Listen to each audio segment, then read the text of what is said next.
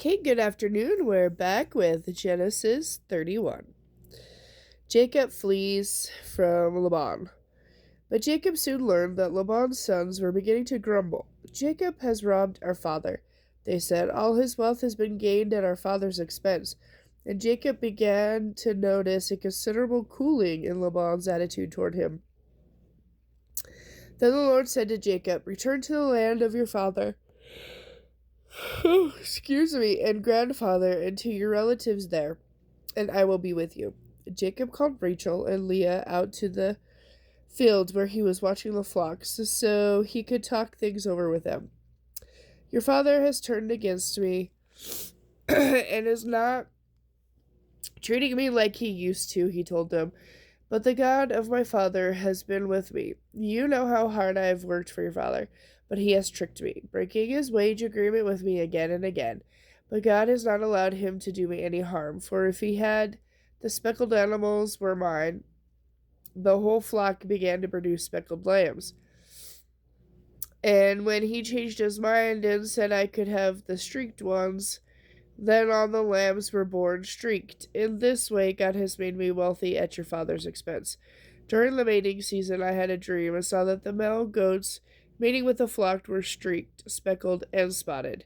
Then in my dream, the angel of God said to me, "Jacob," and I replied, "Yes, I'm listening." The angel said, "Look, and you will see only the streaked, speckled, and spotted males are mating with the females of your flock. For I have seen all that Laban has done to you. I am the God you met at Bethel, the place where you anointed the pillar of stone and made a vow to serve me.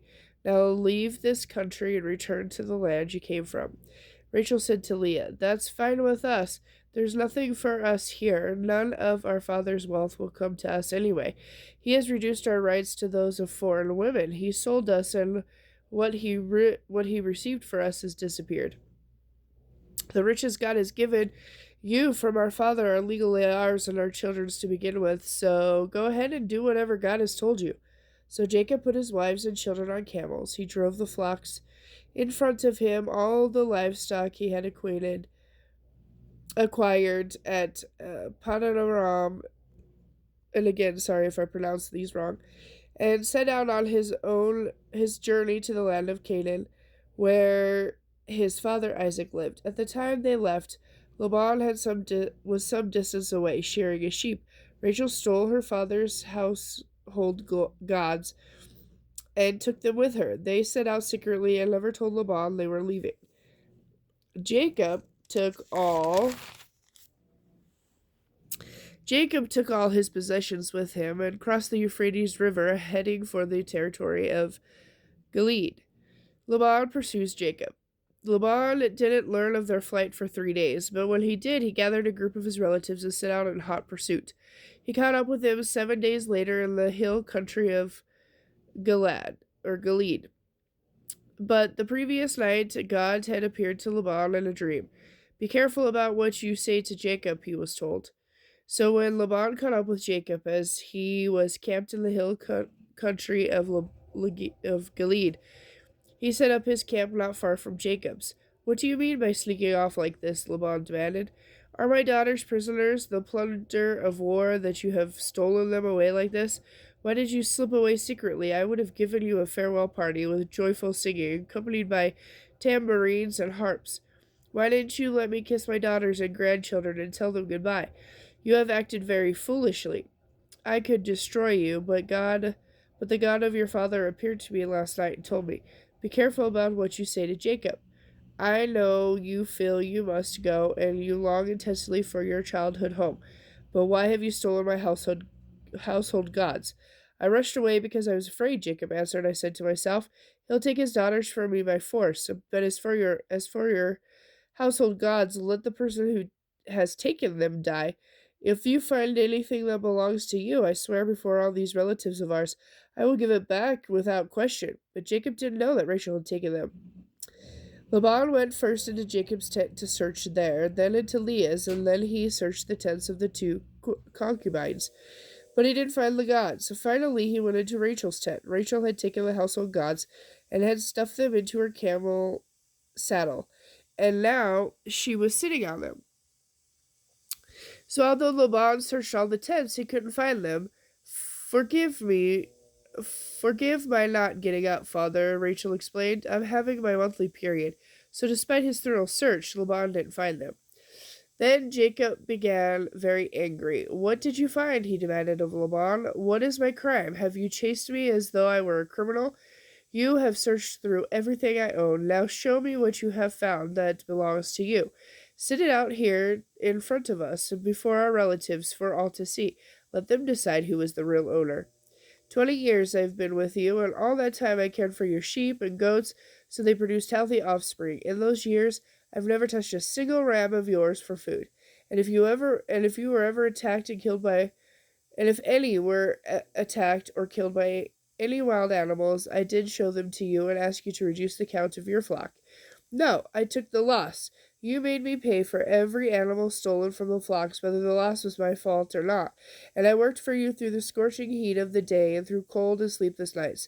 Yes, 20 years, 14 of them earning your $2 and 6 years to get the flock. And you have reduced my wages 10 times. In fact, except for the grace of God, the God of my grandfather Abraham, the awe-aspiring God of my father Isaac, you have sent me off without a penny to my name. But God has seen your cruelty and my hard work. That is why he appeared to you last night and vindicated me. And vindicated me. Jacob's treaty with Laban. Then Laban replied to Jacob, These women are my daughters, and these children are my grandchildren, and these flocks and all that you have are mine. But what can I do now to my own daughters and children? Come now, and we make a peace treaty, you and I, and we will live by its terms. So Jacob took a stone and set it up as a monument.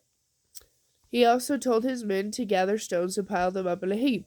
Jacob and Laban then sat down beside the pile of stones to share a meal. They named it Witness Pile, which is Jagashadutha in Laban's language and Galid in Jacob's. Wow, and again, I'm sorry for mispronouncing those. This pile of stones will stand as witness to remind us of our agreement, Laban said. This place was also called Mizpah for Laban. For Laban said, May the Lord keep watch between us to make sure that we keep this treaty when we are out of each other's sight. I won't know about it if you are harsh to my daughters or if you take away wives, but God will see to it. This heap of stones and this pillar stand between us as a witness of our vows. I will not cross this line to harm you, and you will not cross it to harm me. I call on God of our ancestors, the God of our grandfather Abraham, and the God of my grandfather Nahor, to punish either of us who harms the other. So Jacob took an oath before the awesome God of his father Isaac to respect the boundary line. Then Jacob presented a sacrifice to God and invited everyone to a feast. Afterward, they spent the night there in the hills. Laban got up early the next morning and he kissed his daughters and grandchildren and blessed them. Then he returned home. Okay, and I'll be back later with Genesis chapter 32.